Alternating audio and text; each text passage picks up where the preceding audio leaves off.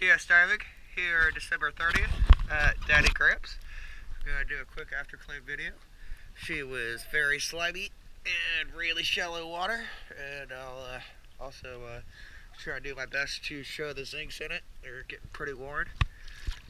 Surface line cleaned up alright after some elbow grease. Still got a little bit more to do down there, but cleaned up alright. Go take a look.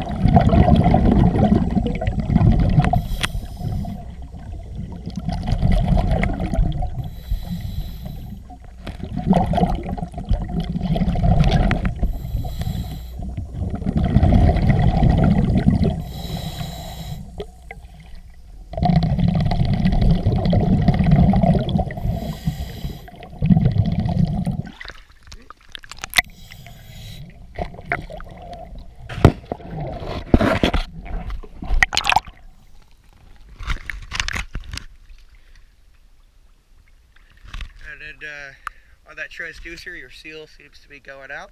It would be worth redoing or taking a better look at. Should be clear in the video. I'll finish up this surface line and call it a day. DS Diving, thank you very much.